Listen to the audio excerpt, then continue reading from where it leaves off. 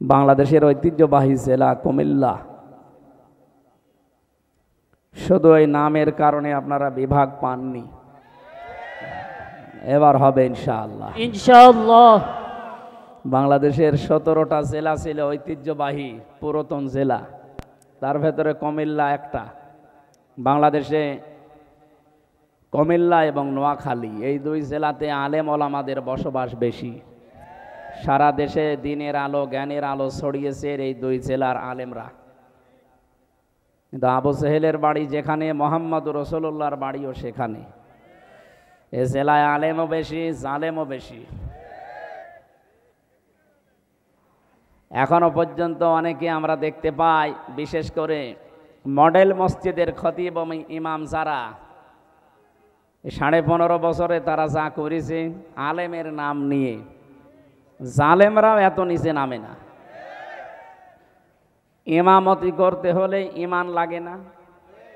ইমান না থাকলে তার ভেতরে নামাজ হবে? তো ইমান থাকার জন্য যে সমস্ত কাজ করা লাগে তার প্রথম কাজ হচ্ছে ফামাই একফর বে তাগুত, সে যেন তাগুত ছেড়ে দেয়। তাগুত ছেড়ে না দিয়ে যদি কেউ ইমানের দাবি করে, ও ইমান টেকে না। আর তাগুত ছেড়ে দিয়ে ইমানের দাবি করলে ফাকাদ ইসতামসাকা বিল উরওয়াতিল ওয়াসকা লা ইনফিসামা লাহা, সে এমন একটা মজবুত অবলম্বন ধারণ করবে যা কখনো ছিঁড়ে যাবে না। বাংলাদেশে তাকান, যারা তাগুত ছেড়ে দিয়ে ইমান এনেছে তাদেরকে আপনি 57 দিন রিমান্ডে নিয়েও টলাতে পারেননি। ডক্টর শফিকুল ইসলাম মাসুদ তার জ্বলন্ত প্রমাণ। তারা ইমান এনেছে কিন্তু তাগুত ছেড়ে দিয়ে। যেন বাংলাদেশের ইতিহাসে এতদিন রিমান্ডে কেউ থাকেনি। জনাব দেলাওয়ার হোসেন, আমি রিমান্ডে ছিলাম, যে অফিসার ছিল আসাদুজ্জামান আসাদ, এই কোলাঙ্গার এই শয়তান আমাকে বলছিল যে দেলাওয়ারকে আমি তার গরম করে ওর লজ্জাস্থানে ঢুকিয়েছি,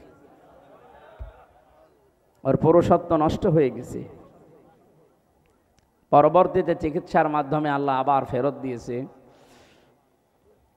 তো বলেন তো, এই মানুষগুলো এই যে 67 দিন 65 দিন যারা রিমান্ডে কাটিয়েছে, এত জুলুম এত নির্যাতন, ফুটবলের মতো লাথি দিয়েছে 4-5 জন মিলে একসাথে, এত কষ্ট দিয়েছিল এই ভাইদেরকে, এরপরও তারা এক চুলও টলাতে পারেনি। কারণ তারা ইমান এনেছে তাগুত ছেড়ে দিয়ে। অথচ বাংলাদেশে বহু পীর, বহু আলেম, বহু ইমামকে আমরা দেখেছি তারা তাগুত ছেড়ে না দিয়ে ইমানের দাবি করত। এজন্য বাতাস পাল্টিয়েছে, তারাও পাল্টিয়ে গেছে। আমার কথা বোঝেন নাকি না বুঝে খালি মাথা নড়াচ্ছেন?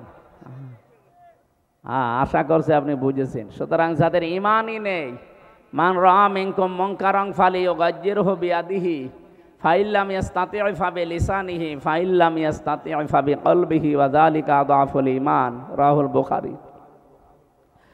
হযরতে আবু সাঈদ খুদরি রাদিয়াল্লাহু তাআলা আনহু থেকে বর্ণিত, তিনি বলেন, কেউ যদি শরীয়ত বিরোধী, মানবতা বিরোধী কোনো কাজ দেখে, সে যেন হাতের দ্বারা এটা বন্ধ করে। হাত মানে শুধু এই হাত না, এটা ক্ষমতার হাত, আইনের হাত, প্রভাব প্রতিপত্তির হাত, টাকা পয়সার হাত। আপনি কি যে জায়গায় আছেন ওখান থেকে এই সমস্ত পর্যায়ে আপনাকে এটা বন্ধ করা লাগবে। যদি এটা না পারেন, মুখ দিয়ে প্রতিবাদ করা লাগবে। এদেশে আমরা অনেকেই মুখের প্রতিবাদের ভাষা ছিল, কিন্তু তারপরেও করি নাই। এটাও যদি আপনার অনুকূলে না থাকে, আয়ত্তের বাইরে যায়, তাহলে সর্বশেষ আপনাকে মনে মনে সিদ্ধান্ত নেওয়া লাগবে, পরিকল্পনা করা লাগবে কি করে অন্যায় বন্ধ করা যায়। দুঃখজনক হলেও সত্য, ইসলামের বিরুদ্ধে, মানবতার বিরুদ্ধে প্রকাশ্য অবস্থান নিয়েছিল জালেমরা।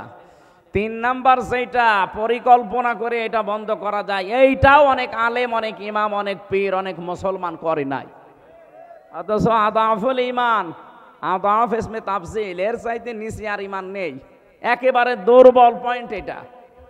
এইটাও যাদের না থাকে, তাদের ইমান থাকে কি করে? আরো তারা সহযোগিতা করতো কি করে এদের আরো বিপদে ফেলা যায়। শহীদ আল্লামা দেলাওয়ার হোসাইন সাইদি রহমতুল্লাহ আলাইহি এখানে আসতেন না আগে? আমি শুনেছি ওখানে উনি এখানে আসতেন। আমি যেখানে ছিলাম আজকে, এখানেই তিনি বিশ্রাম নিতেন। কোরআনের এই পাখি 50টা বছর বিশ্বের বহু দেশে কোরআনের আলো ছড়িয়েছে, অথচ তাকে যে মানুষগুলো মামলা দিয়েছিল আপনাদের এই পাশের জেলা চাঁদপুরে বাড়ি, রেজাউল হক মাইজ ভান্ডারি, লাকসামে বাড়ি, আল্লাহর ওলির বাড়ি লাকসাম, আর আরেকজনের বাড়ি এই যে নজিবুল বশর মাইজ ভান্ডারি, এই দুইজন মিলে মামলা দিয়েছিল। কোথায় আজ তারা? কোরআনের পাখি আজকে যদি বেঁচে থাকতেন, কুমিল্লাতে শুধু একবার আসার দরকার ছিল, কুমিল্লার চেহারা পাল্টিয়ে যেত। আল্লাহর এই ওলির সাথে জেলখানায় আমি দেখা হয়েছিল, আমার মাথায় হাত দিয়ে বলেছে, কখনো সত্য কথা বলতে ভয় পাবা না। 10 মিনিট আমি ছিলাম তার কাছে, 10 মিনিটে আমার মনে হয় 50টা উপদেশ আমারে দিয়েছিল। কয়েকটা আমার মনে আছে, তার ভেতরে এইটা, পরিস্থিতি যত কঠিন হোক হেকমাতের নাম নিয়ে কখনো সত্য কথা বলতে পিছপা হবা না। এটা যেন আমি মরণ পর্যন্ত মানতে পারি, ডাইরেক্ট হোক আর ইনডাইরেক্ট হোক। বলেন আমিন। এই জন্য যারা ইমামতি করছে আমরা দেখতে পাচ্ছি অনেকের ইমানই নেই। জাতীয় মসজিদের ইমাম পর্যন্ত যদি পালিয়ে যায়, কি ইমাম উনি যদি ফ্রেশ থাকবে তো পালাবে কেন? কারণ ইমান এনেছিল তগুতের সাথে সম্পর্ক করে, তগুত ছেড়ে দিয়ে না। বলেন তো, যে লোকটা নৌকা মার্কা নিয়ে দাঁড়াতে পারে তার ইমান কতটুকু থাকতে পারে? আমি ভাই কাটসাট কথা বলছি, আমি কিছু লোকাতে পারি না। যে লোকটা নৌকা মার্কা নিয়ে দাঁড়াতে পারে তার ইমান থাকার কথা, তার সম্পর্কই তো তগুতের সাথে। তগুতের সাথে সম্পর্ক থাকলে তার ইমান আনা হয়নি। আল্লাহ এজন্য প্রথমে শর্ত দিয়েছেন, ফামাই ইয়াকফুর বিত্তাগুত ওয়া ইউমিন বিল্লাহ। ইমান যদি কেউ আনতে চায় প্রথম নাম্বারে তাকে তগুত ছেড়ে দেওয়া লাগবে।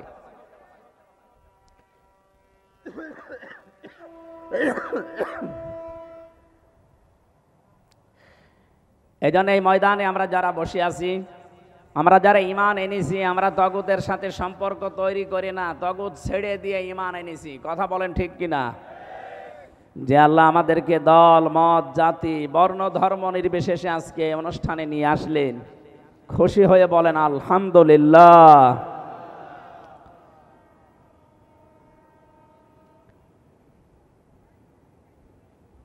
দরুদ আর সালাম পড়ছি আমাদের নবী, মানবতার মহান শিক্ষক মুহাম্মাদুর রাসূলুল্লাহ সাল্লাল্লাহু আলাইহি ওয়াসাল্লাম। প্রত্যেকটা বিষয়ে তিনি শিক্ষা দিয়েছেন। বুইসতু মুআল্লিমান, আমাকে প্রেরণ করা হয়েছে শিক্ষক হিসাবে। এমন কোন দিক আর বিভাগ নেই যেখানে তিনি শিক্ষা দেননি। আমরা যে কোরআনে কারিম থেকে তেলাওয়াত করলাম, এটা পড়তে হলে 29টা অক্ষর লাগে। কয়টা? এর প্রতিটি অক্ষরে আমার নবীর সম্মান মর্যাদা আল্লাহ আরো উপরে তুলে দিয়েছেন। তাফসিরে খাসিনের ভেতরে আছে এই তথ্যটা। আলিফ দিয়ে আমার আল্লাহ জানিয়েছেন আমার নবী আহমদ, তিনি প্রশংসিত। বা দিয়ে আল্লাহ জানিয়েছেন আমার নবী বাশির, তিনি সুসংবাদদাতা। তা দিয়ে আল্লাহ জানিয়েছেন আমার নবী মুত্তাকি, তিনি পরহেজগার। সা দিয়ে তিনি জানিয়েছেন আমার নবী মুদ্দাসির, কম্বলওয়ালা। জিম দিয়ে তিনি জানিয়েছেন আমার নবী জামিল, সুন্দর। হা দিয়ে আল্লাহ বলেন আমার নবী হামিম, তিনি অন্তরঙ্গ বন্ধু। খ দিয়ে জানিয়েছেন আমার নবী খাতামান নাবিয়্যিন, আমার নবী শেষ নবী। এভাবে পড়তে পড়তে আপনি ইয়া চলে যাবেন। ইয়া দিয়ে আল্লাহ ডাক দিয়েছেন ইয়াসিন, হে নেতা।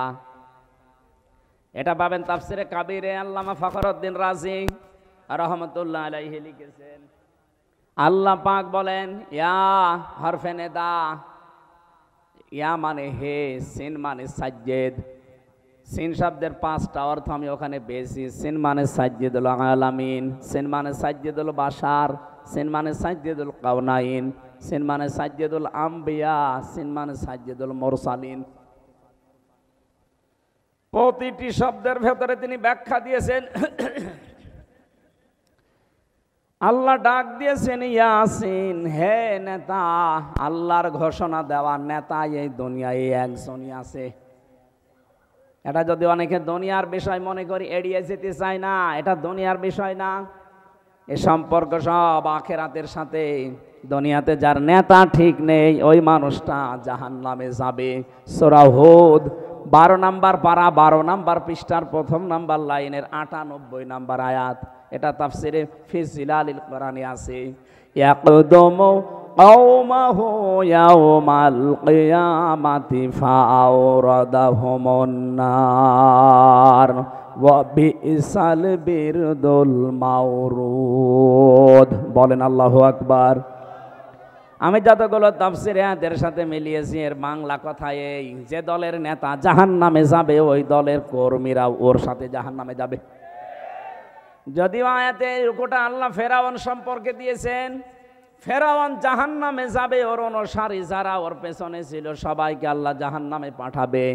কিয়ামত পর্যন্ত সেই নেতা জাহান্নামে যাবে, ওর নেতৃত্বে যারা চলবে তারাও জাহান্নামী। এবার আপনি নিজেকে প্রশ্ন করে বলেন তো, এটা দুনিয়ার বিষয় হয় কি করে? ইয়াউমা নাদউ কুল্লা উনাসিম বিইমামিহিম, সূরা বানী ইসরাইলের 71 নম্বর আয়াত প্রথম অংশে আছে। আল্লাহ বলেন, কিয়ামতে মানুষকে আমি ডাক দেব তার নেতার সাথে। কেন দুনিয়ার বিষয় মনে করে নিজের কপালে আগুন লাগাচ্ছেন? এটা আখিরাতের বিষয়। এইটা আজ আমাদের দেশে ঠিক নেই, এই জন্যই তো চাঁদাবাজি এখনো বন্ধ হচ্ছে না। কি চাঁদাবাজি বন্ধ হয়ে গেছে? না, আপনি এমন নেতার পেছনে ঘোরেন যে নেতাও চাঁদাবাজ, কর্মীও চাঁদাবাজ। আমি এমন নেতার পেছনে ঘুরি যে নেতা ঘোষণায় দিয়েছে ইসলাম যদি দেশে আসে সর্বপ্রথম বন্ধ করা হবে চাঁদাবাজি। আপনি কিসের নেতা মানেন? আপনার নেতার দিকে তাকালে শয়তানের কথা মনে হয়, আমার নেতার দিকে তাকালে আমার আল্লাহর কথা মনে হয়। কি বেশি বলে ফেললাম? না না, বেশি হয়নি। এটা দুনিয়ার বিষয় মনে করে এড়িয়ে যাওয়ার কোনো সুযোগ নেই। কিয়ামতে বিচার ব্যবস্থা আল্লাহ বানিয়েই ডাকবে আপনার নেতার সাথে। আগে নেতা, এরপরে কর্মী। আপনার বিবেকে কি বলে? যেদিন আপনার নেতা সামনে থাকবে, তার যে চেহারা সুরাত, তার যে চরিত্র আপনি না জানলেও আল্লাহ জানে না। কথা বলেন না কেন? ওরে দেখেই তো আল্লাহর রাগ হয়ে যাবে। আপনার পর্যন্ত আর যাওয়া লাগবে না। তোর সামনে যেটা আছে এটাই তো 2 নাম্বার, তুই মনে হয় 3 নাম্বার। আপনার পর্যন্ত আর বিচারও করা লাগবে না, নেতাকে দেখে সাথে সাথে দিয়ে দেবে। এই জন্য কোরআনে কারিমে আমি যে আয়াত পড়েছি এর পরের আয়াতে আপনি দেখবেন সূরা নিসা 60 নাম্বার আয়াত, 59 নাম্বার আয়াত। রব্বুল আলামিন বলেন, ইয়া আইয়ুহাল্লাযীনা আমানু আতিউল্লাহা ওয়া আতিউর রাসূলা ওয়া উলিল আমরি মিনকুম। ওহে যারা ঈমানের দাবি করো, আমি আল্লাহর আনুগত্য করো, আমার রাসূলের ইতাআত করো, আর উলিল আমর তোমাদের ভেতরে যারা নেতা নেতৃত্ব দেয় তাদেরকে তোমরা মেনে চলো।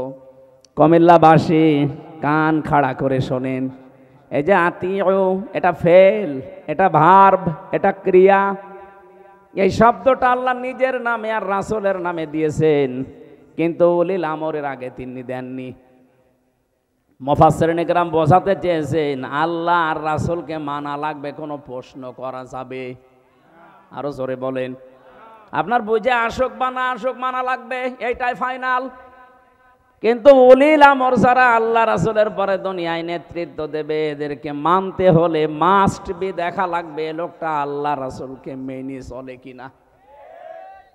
আল্লাহ রাসূলকে যদি মেনে চলেও আমার আত্মীয় না হলেও ওইটাই আমার নেতা। আল্লাহ রাসূলকে মানি না, ও আমার বাবা হলেও ওরে আমি মানি না। এটা যত বদ্ধমূল করতে পারবেন দুনিয়ার জীবনে তত শান্তি পাবেন। এইটা আজ বাস্তবতায় আমরা নিতে চাই না, অনেকে ভয় পায় আর বলে যে না হুজুর এটা রাজনীতি, এটা বলার দরকার নেই। এটা না বলতে বলতে তো আজ আমাদের অবস্থা এই পর্যায়ে পৌঁছিয়েছে। আমাদের বউগুলো এখন রাজমিস্ত্রি, আর আমরা যুগাইলে আর কথা বলছে না।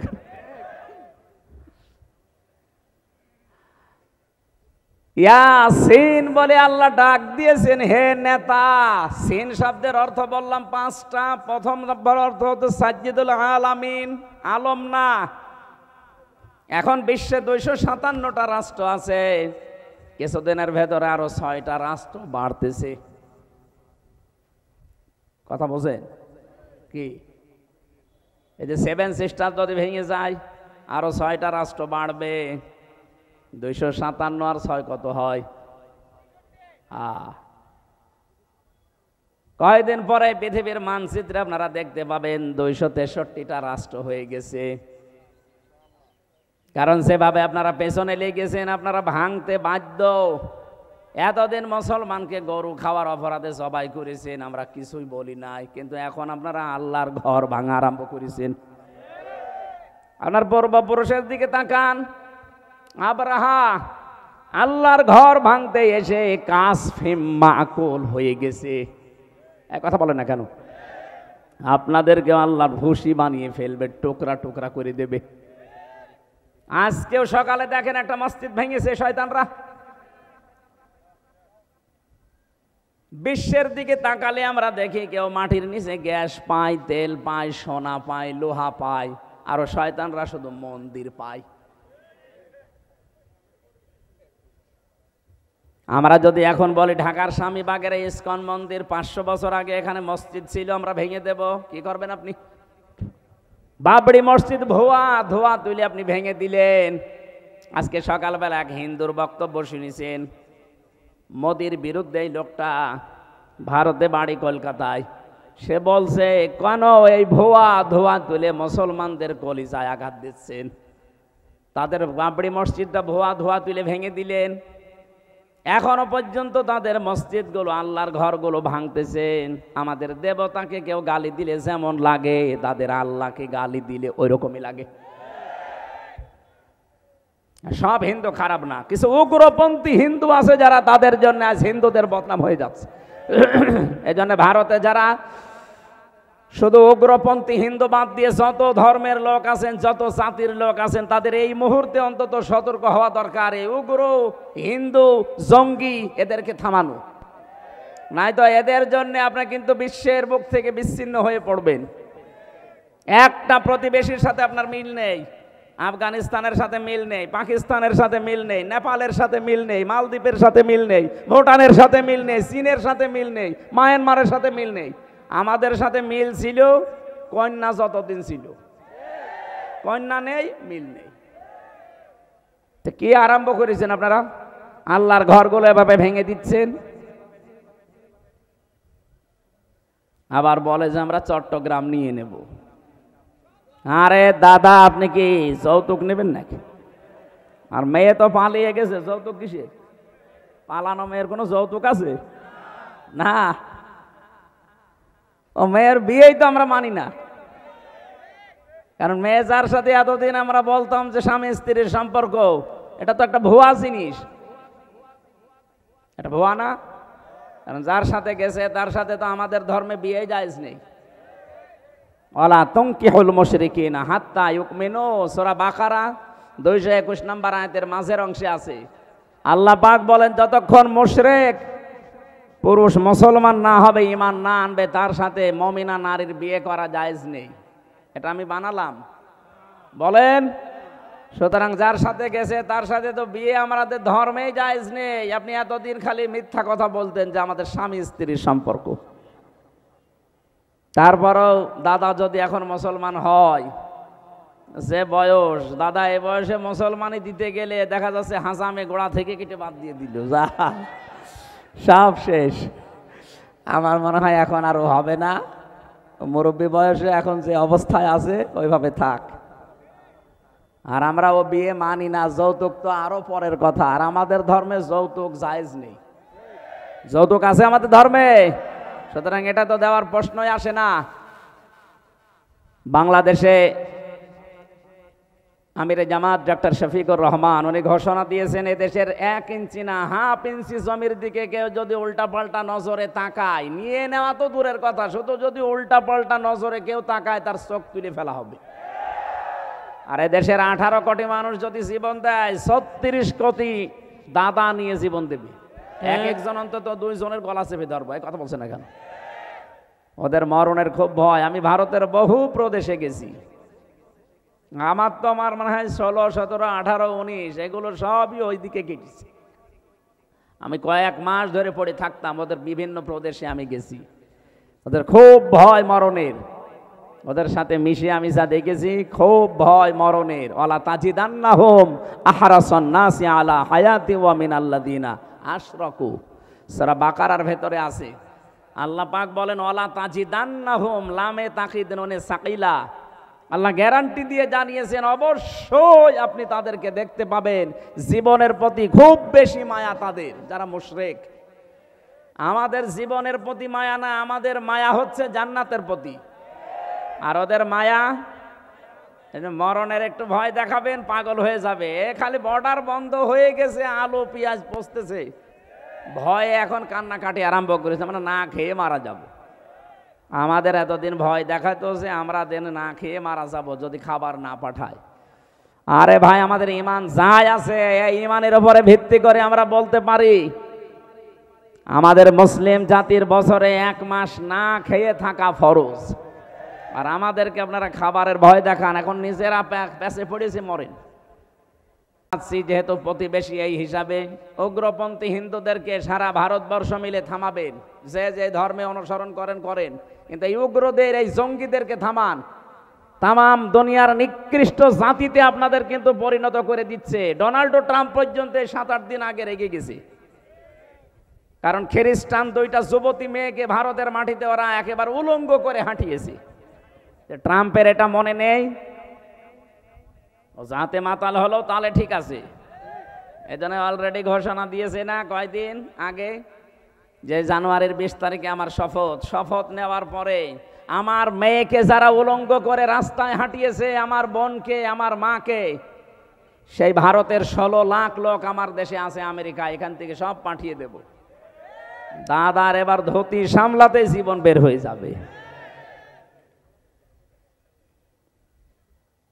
এই জন্য উল্টাপাল্টা জায়গায় হাত দিয়েছেন, এতদিন মিথ্যা ছড়িয়েছেন আমাদের দেশে সাম্প্রদায়িক সম্প্রীতি নেই, এখানে সংখ্যালঘু নির্যাতন হয়। এটা ডাহা মিথ্যা কথা। বলেন,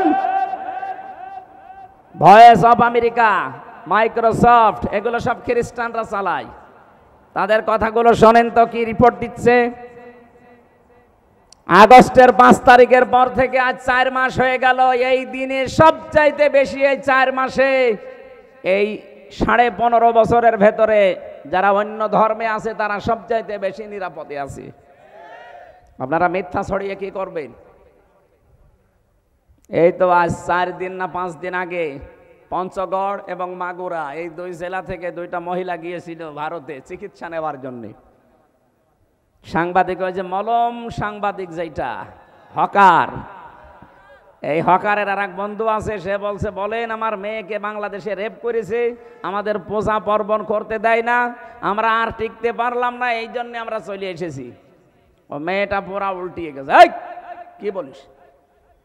আমরা এসেছি আমার মেয়ের হাতের চিকিৎসা করাতে, আর কিসের পূজা পার্বণ করা? আগস্টের 5 তারিখের পর থেকে সবচাইতে বড় নিরাপদে আছি আমরা বাংলাদেশে। এই জন্য মিথ্যার কেউ এখন খেতে চাচ্ছে না, সব প্রমাণ হয়ে গেছে। সাম্প্রদায়িক সম্প্রীতির 1 নাম্বার দৃষ্টান্ত পৃথিবীর এই 257টা দেশের ভেতরে বাংলাদেশ।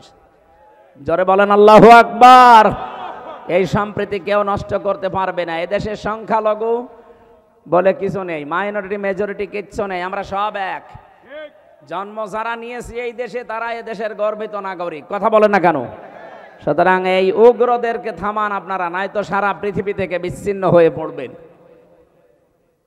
যদি 7 সিস্টার ভেঙে যায়, যেহেতু বিশ্বে এখন 257টা 263টা রাষ্ট্র হয়ে যাবে, এই 263টা রাষ্ট্রের যেখানে আপনি বাস করেন, সেখানেই আপনাকে বিশ্ব নবীকে নেতা মানা লাগবে। এর নাম সাইয়্যিদুল আলামিন, আলম না।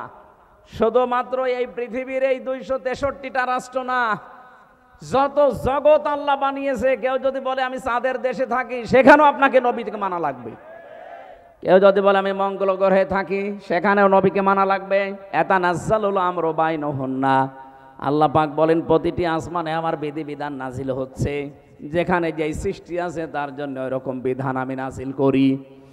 যেখানেই যাবেন আপনাকে নবী ছাড়া অন্য কাউকে আপনি মানতেই পারবেন না। 2 নম্বরে সাজ্জাদুল বাশার, বাশার মানে মানুষ। কেউ যদি বলে আমি মানুষ, মানুষ পদবাচ্যে যারা বিবেচিত, মাস্ট বি তাকে নবীকে নেতা মানা লাগবে। শুধুমাত্র দুনিয়ার এই জগৎ না, মানুষ না, সাজ্জাদুল কাউনাইন বলা হয়েছে 3 নাম্বার। শুধু দুনিয়া না, আখেরাতেও আপনার জন্য আমার জন্য বিশ্ব নবী হবেন একমাত্র নেতা। অন্যান্য যত নবী আছে সবাই অপারগতা স্বীকার করবে, মুহাম্মদুর রাসূলুল্লাহ পড়ে যাবে সেজদায়। 50 বছর কেটে যাবে এক সেজদায়।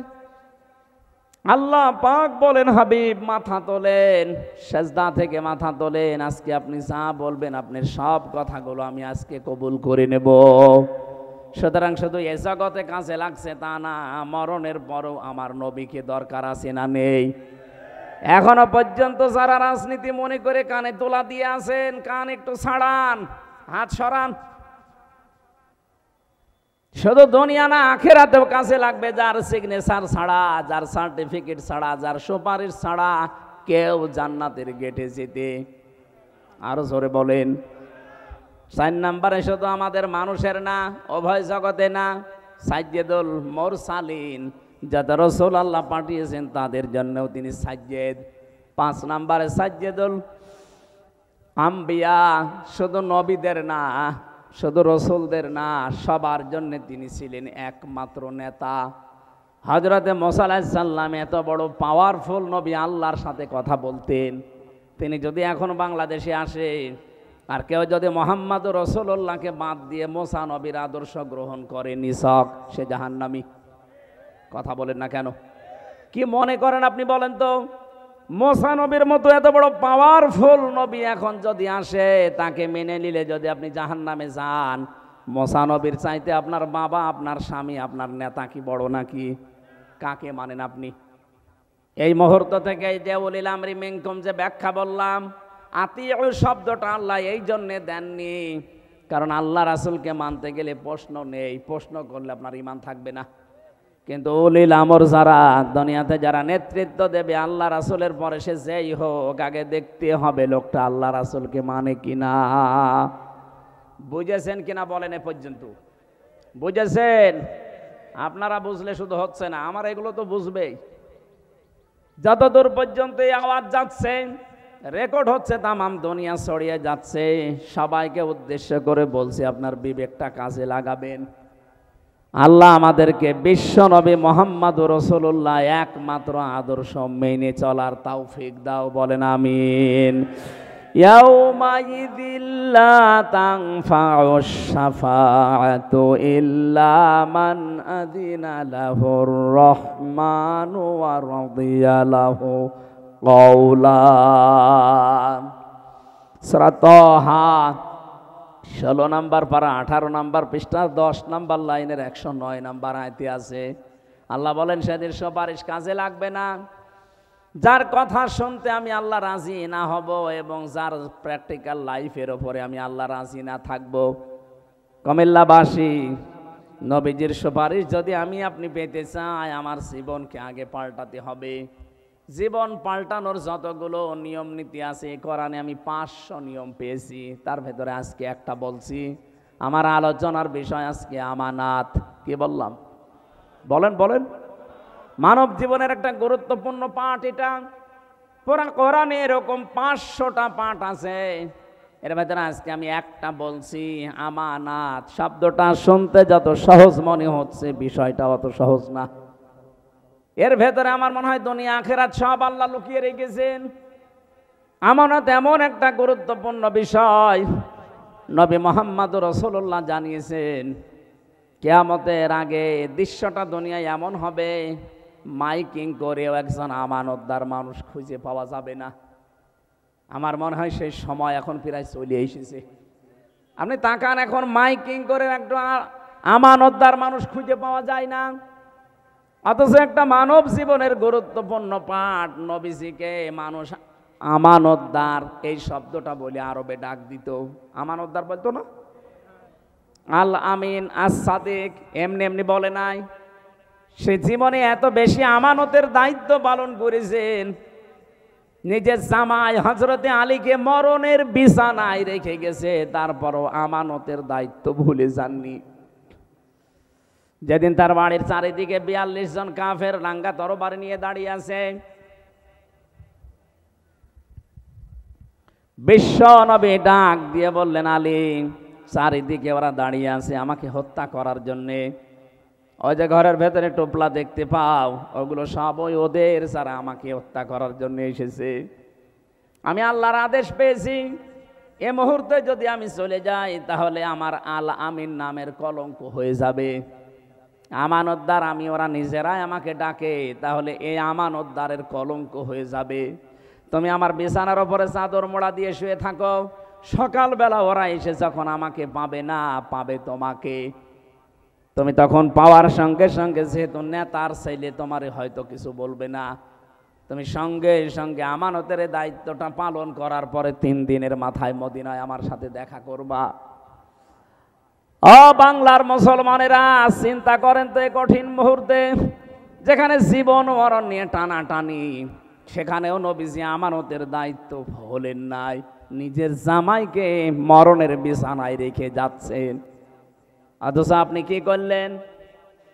এ বিশাল আমানতটা জনগণ আপনাকে দিতে চায়নি, তারপর আপনি নিজে নিজে আমানতদার সেজেছিলেন। কথা বলে না কেন? তিনি 3টা নির্বাচনে আমরা কেউ তাকে জোর করে দিতে চাইনি, তিনি জোর করে আমানতের দায়িত্বটা নিয়েছিলেন। কি করলেন নিয়ে? এই যে চলে গেলেন, কত ঋণ আমাদের মাথার উপরে দিয়ে গেলেন আপনি। এখন এই দেশে একটা মানুষ জন্ম নিলে কমপক্ষে 1,10,000 টাকা তার মাথার উপরে ঋণ। রিপোর্ট দেওয়া হচ্ছে এই দেশে প্রতি বছরে, এই 15.5 বছরে, প্রত্যেক বছরে 42,000 কোটি টাকা শুধু পাচার হয়েছে। এক দরবেশ সেই টাকা মেরে খেয়েছে 36,000 কোটি। এস আলম একটা কোলাঙ্গার, ইসলামী ব্যাংক থেকে 80,000 কোটি টাকা মারিং কাটিং করেছে। এখন অনেককে বলতে শোনা যাচ্ছে, তারা কোন নিয়তে বলছেন আমরা জানি না, যে ইসলামী ব্যাংক একদল নাকি ডাকাতি করেছে। কিসের ডাকাতি? যারা বানিয়েছিল তারা হাতে নিয়েছে। ইসলামী ব্যাংক আপনি বানিয়েছেন, এর প্রতিষ্ঠাতা যারা, তাদের দিকে তাকান। ইসলামী ব্যাংক এখন তার মায়ের কোলে ফিরে গেছে। কথা বলেন না কেন? এতদিন তো ডাকাতি হয়েছিল, সেখান থেকে মায়ের কোলে ইসলামী ব্যাংক ফিরে গেছে। যাদের চরিত্র ওই রকম তারা ওই রকম কথা বলতে পারে, যাদের চরিত্রের ভেতরে ওই রকম মারিং কাটিং। কথা বলছেন না কেন? আমরা তো ঘোষণায় দিয়ে দিয়েছি আমাদের চরিত্রের ভেতরে কোনো মারিং কাটিং করার অভ্যাস নেই। যদি দেখাতে পারেন যে 1 টাকা কেউ মেরে খেয়েছে, শুধু প্রমাণ দেন। কি করে দেখেন, 2টা মন্ত্রী ছিল, 1 টাকা পর্যন্ত দুর্নীতি করেছে, প্রমাণ আজও কেউ দিতে পারেনি। এরপরে আবার কি দেখানো লাগবে আপনাকে? বলে কিছু দেখান। কি দেখাবো এর চাইতে? মন্ত্রীর জায়গায় থেকেও যদি 4 আনা কোনো দুর্নীতি না পায়, এ বাংলাদেশের ইতিহাসে প্রথম যে মন্ত্রণালয় চালানোর পরে আবার কিছু টাকা বেঁচে গেছে, ওগুলো ফেরত দিয়েছে। কে দেবে বলেন? এই কুমিল্লা সাক্ষী কিছুদিন আগে নেতা এসেছিল, 5টা মোবাইল পাওয়া গেছে, সেটা আবার ফেরত দিয়ে দিয়েছে। বাংলাদেশের ইতিহাসে দেখান তো, এর সাথে কি দেবে চরিত্রের মাধুর্যতা? আবার এই ঝঞ্ঝা বিক্ষুব্ধ পৃথিবীতে, যেখানে একেবারে চরিত্র ঠিক রাখাই কঠিন, সেখানে এই মানুষগুলোই মোবাইল ফেরত দিয়ে যায়। যেখানে 5,000 টাকার 20,000 টাকার মোবাইল ফেরত দিতে পারে, এরকম মানুষের কাছে কোটি টাকা দিলেও এরা ফেরত দেবে। আর আপনার কাছে গিয়ে তো মোবাইল ফেরত না, মোবাইলের খাপও ফেরত পাওয়া যায় না। আর আপনি শুধু ফতোয়া দেন, না ইসলামী ব্যাংক ডাকাতি হয়ে গেল। ডাকাতি এতদিন হয়েছিল, এখন তার মায়ের কাছে ফিরে এসেছে। নিজে তো একটা ব্যাংক বানাতে পারেন না, একজন বানিয়েছে, সেটা শুধু কিভাবে মারিং কাটিং করে খাবেন সেই পদ্ধতিতে আছেন। নিজে একটা কিছু তৈরি করে জাতিকে দেখান। একটা সুচও তৈরি করতে পারে না, সে ফতোয়া দেয়।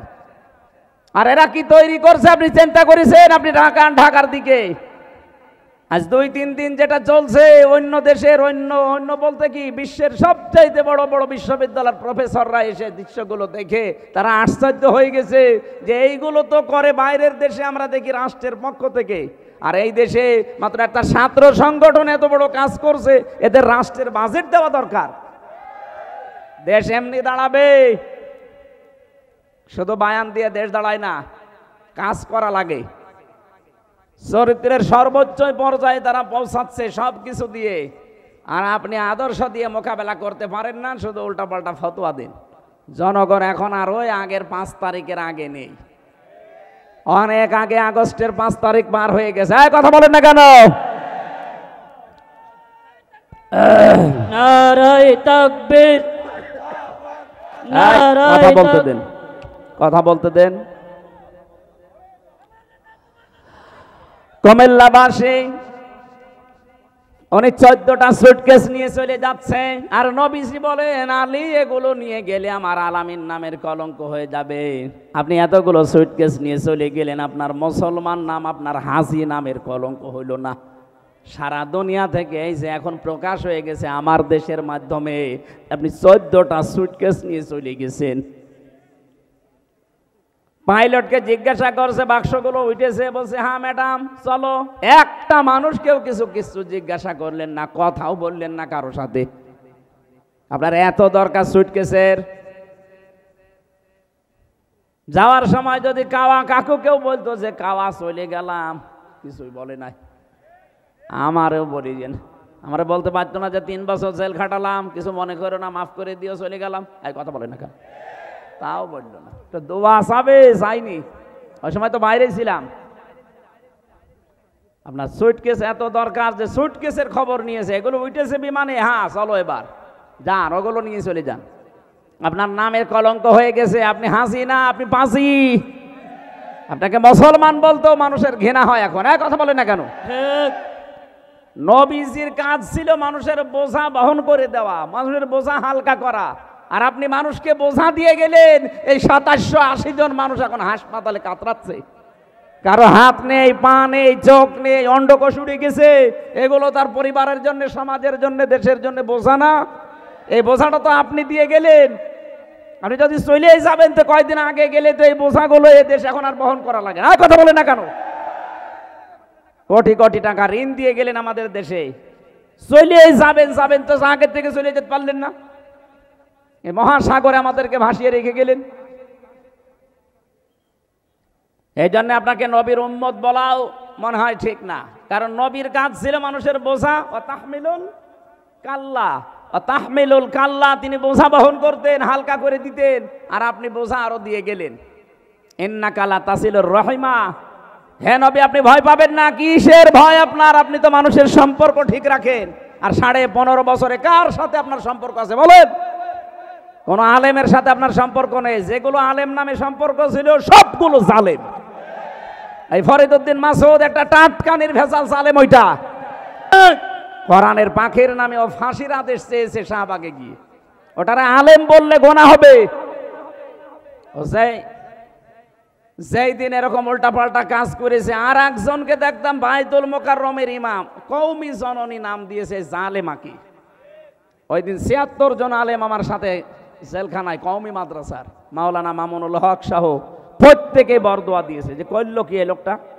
হ্যাঁ, শাপলা চত্বরে হাজার হাজার মানুষকে যায় যে মহিলার ইঙ্গিতে দুনিয়া থেকে বিদায় করে দিল, আর আমরা এখনো পর্যন্ত যে মহিলার ইঙ্গিতে জেল খাটতেছি জেনার তহমত মাথায় নিয়ে। মামুনুল হকের মামলা কি ছিল? ব্যভিচারের মামলা। জেনার মামলা দিয়েছে আমার নামে, আর আমার জাতি ভাই হয়ে ওই জালেমাকে নাম দিচ্ছে কওমি জননী। ওই দিন একেবারে সারা দিন সারা রাত ধরে শুধু জেলখানে ওর নামে বরদোয়া হয়েছে। এগুলোকে জালেম বলবেন না আলেম বলবেন কোন কারণে আপনি? এই আলেম নামে জালেমদের সাথে আপনার সম্পর্ক, কোনো আলেমের সাথে আপনার সম্পর্ক ছিল না। আরো আলেমদেরকে ধরে ধরে কাউকে গুম করেছেন, কাউকে খুন করেছেন, কাউকে আটক করে রেখেছেন বছরের পর বছর। নিজেই আমার রিমান্ডে বলতো যে অফিসারগুলো যে আপনার কোনো দোষ নেই আমরা জানি, তে আমার দোষ নেই, আপনারা নিজেরাই বলছেন। এভাবে আমাকে এত কষ্ট দেন কেন? এভাবে টাঙিয়ে রাখেন আপনাকে, আমার মাজায় দড়ি বাঁধা, মনে হচ্ছে ছাগল বেঁধে রেখেছে।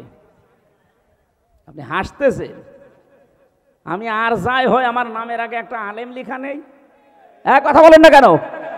কিয়ামতে আল্লাহ আলেমদেরও যখন বিচার করবেন, হাদিস চারিদিকে ঘিরে নেবেন কুদরতের কাপড় দিয়ে, যেন অপমান বেশি না হয়।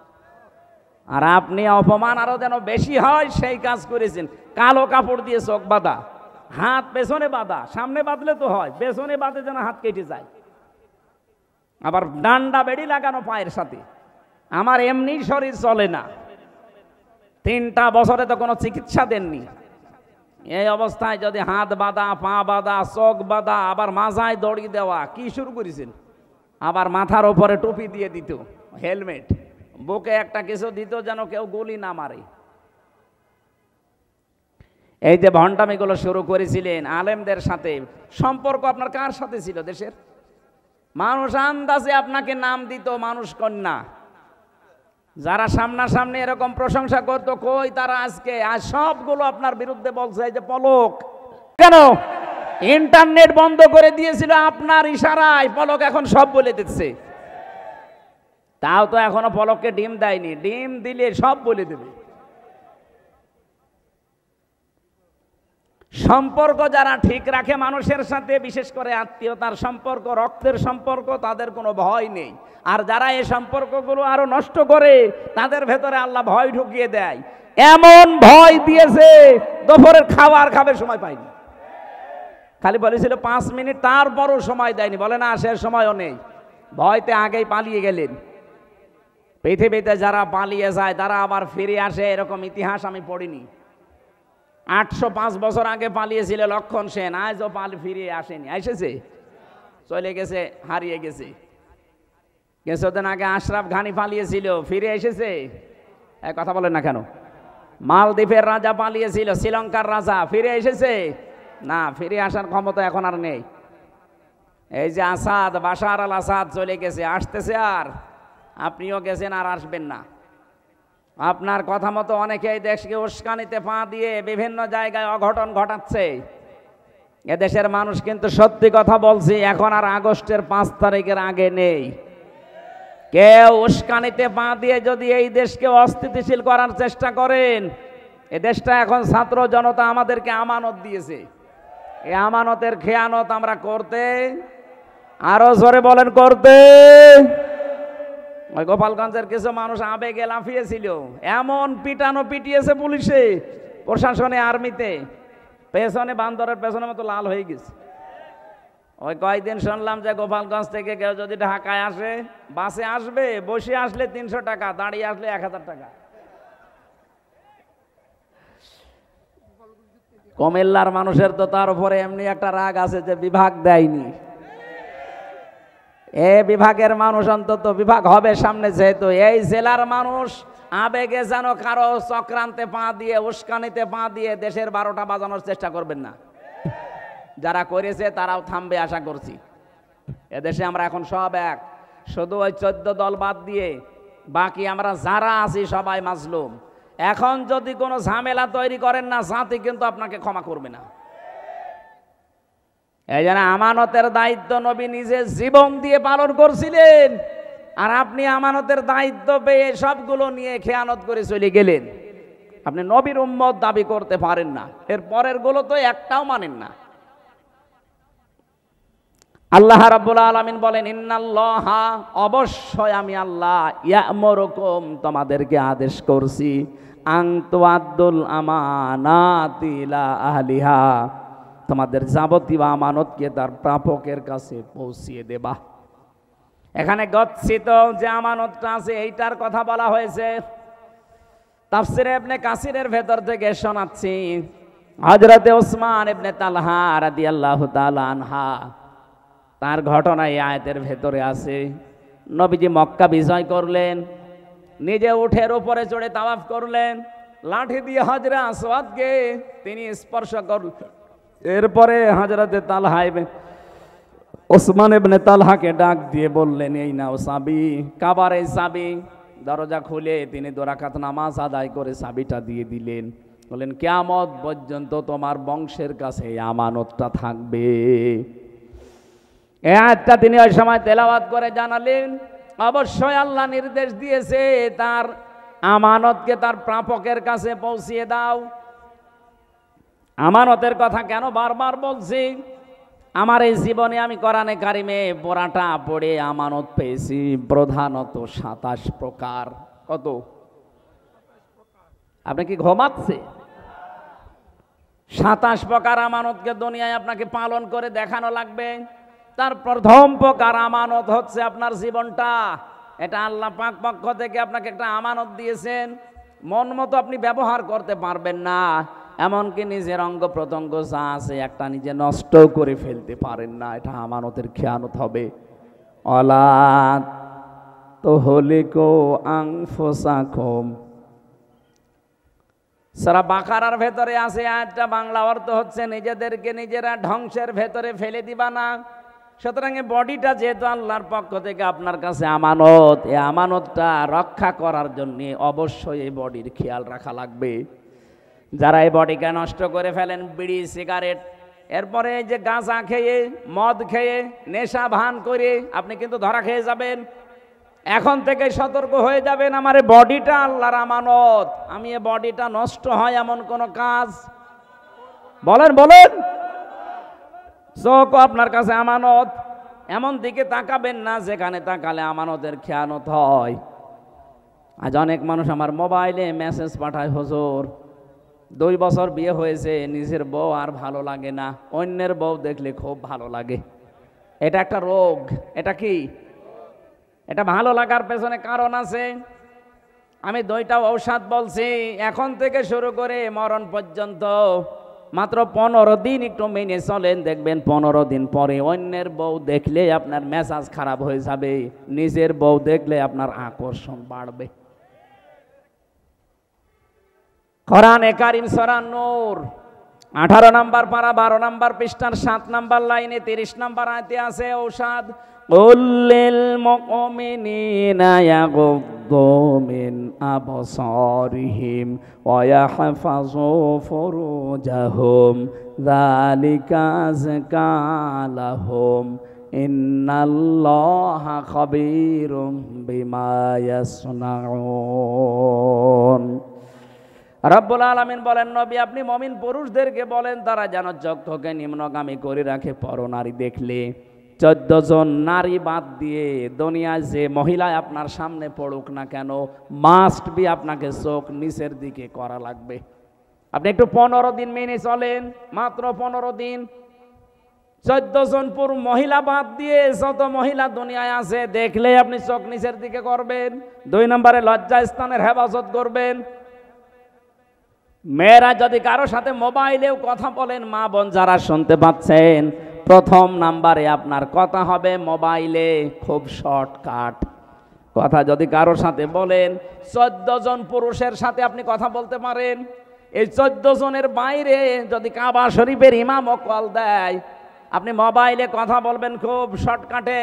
2 নম্বরে ভাষা হবে রুক্ষ সূক্ষ্ম। কথা বুঝতেছেন? এগুলো না, আপনার কথাবার্তারা শুনে আরো অনেকে দেখি চলে আসে, আপনার কাছে আসতে চায়। আজ পরিবার অবক্ষয়ের পেছনে কারণ আমার মনে হয় মোবাইলের এই উল্টাপাল্টা কথাগুলো। প্রতিদিন দেখবেন অনশন করছে মেয়েরা, 2-3 বাচ্চার মা এসে চলে এসেছে আফসারি সাহেবের বাড়ি। কি অনশন? বিয়ে করা লাগবে। কেন? এই মোবাইলের ব্যবহারটা সঠিক হওয়া লাগবে। 15 দিন মাত্র একটু চেষ্টা করেন, 15 দিন পরে একটা অনির্বচন সুখ আপনার মনের ভেতরে আল্লাহ দান করবে। শব্দটা কি বললাম? একটা অনির্বচন সুখ আপনি পাবেন। পাখির বাচ্চারা দেখবেন, মুরগির বাচ্চা যখন এর ডানার নিচে আশ্রয় নেয়, ওর পালক পর এত মোলায়েম, এত সফট, এত কোমল, একটার সাথে যখন আরেকটা লেগে যায়, ওর নিচে যখন সিল কাকের থেকে বাঁচার জন্য আশ্রয় নেয়, এই বাচ্চারা যখন দেখে যে মায়ের পালক একটার সাথে আর একটা লেগে গেছে, এটা সফট কোমল এমন সুন্দর একটা নিচের জায়গা হয়ে যায়, ওখানে এই কম পালকের সাথে আর একটা পালক লাগলে একটা ঘর্ষণ লাগে, ঘর্ষণ। ওটাকে বাংলায় অনির্বচন সুখ বলে। তখন বাচ্চারা কিচির মিচির আওয়াজ দেয়।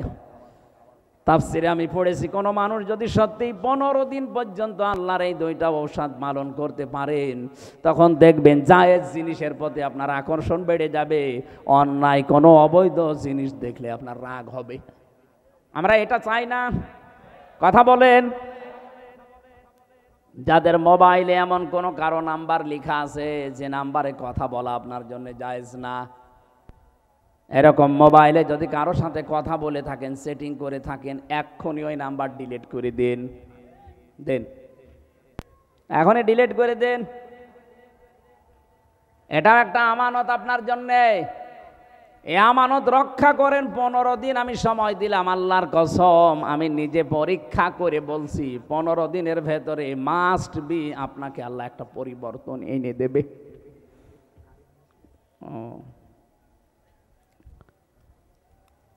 আমানতের ব্যাখ্যায় যতগুলো বিষয় আমি পড়েছিলাম, 27টা একটা একটা করে বলতে গেলে সময় চলে যাবে। এখন যেহেতু আমার পরে এখনো আলোচক আছে, তারা কথা বলবেন, আর আমার আবার আরেকটা অনুষ্ঠান মাগরিবের পরে আছে।